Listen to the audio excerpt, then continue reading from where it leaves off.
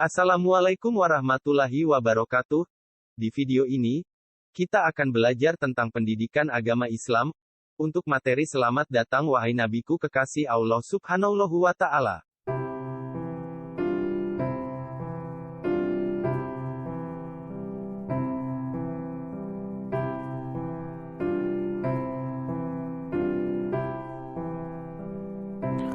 A. Kehadiran Sang Kekasih.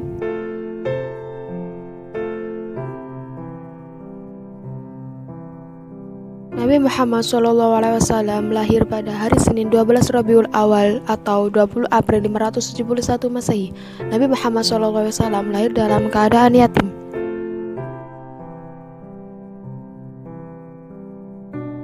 Ayahnya Abdullah bin Abdul Muthalib wafat saat Nabi Muhammad SAW masih berusia 6 bulan di dalam kandungan ibunya Siti Aminah.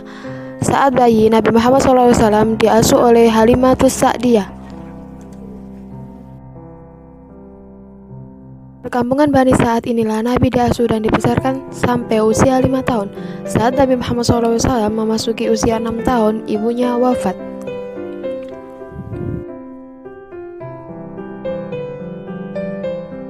Ia pun diasuh oleh kakeknya Abdul Muthalib.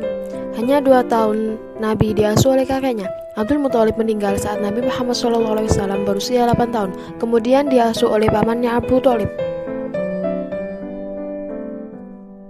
Sejak diasuh oleh pamannya, Nabi Muhammad SAW diperkenalkan cara menjalani hidup, mencari pekerjaan sebagai pengembala dan buruh di usianya yang baru 10 tahun.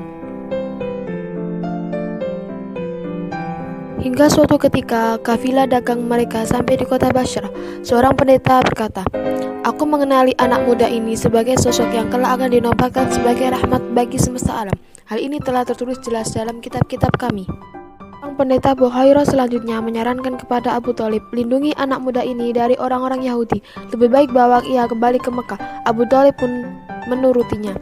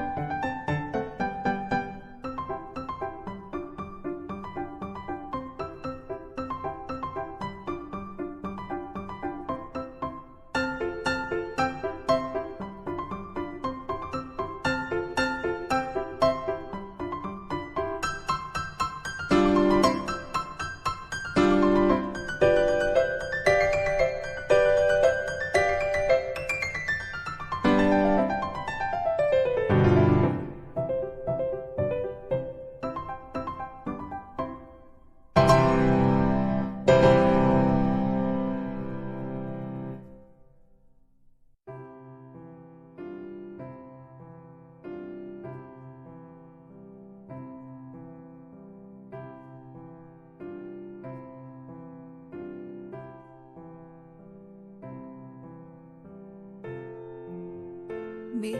Nabi Muhammad SAW diangkat sebagai Rasul Allah.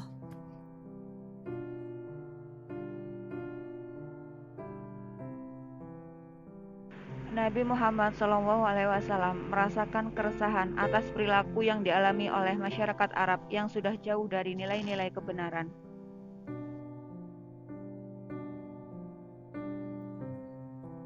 Maka tepat pada tanggal 17 Ramadan tahun ke-40 dari kelahirannya, Nabi didatangi Jibril dan menerima wahyu pertama surat Al-Alaq ayat 1-5. Wahyu pertama inilah yang menandakan bahwa Nabi Muhammad dipilih sebagai utusannya. C. Dakwah Nabi Muhammad SAW di Mekah.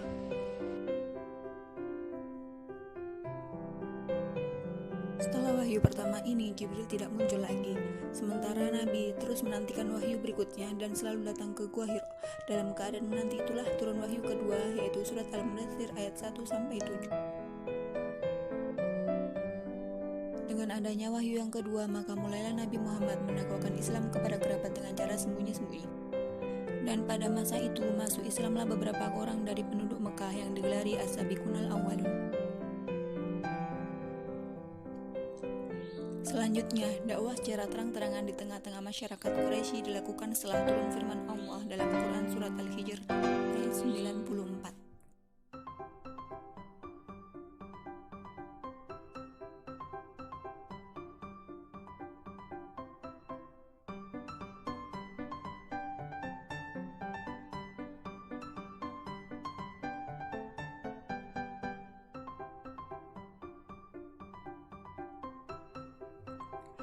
D. Prinsip berdakwah Nabi Muhammad SAW. Prinsip dakwah Nabi Muhammad. 1. Dalam berdakwah mengedepankan akhlakul karimah atau akhlak yang terpuji. Yang kedua, dalam menyebarkan dakwah harus disertai dengan ketabahan, kesabaran, dan tangguh.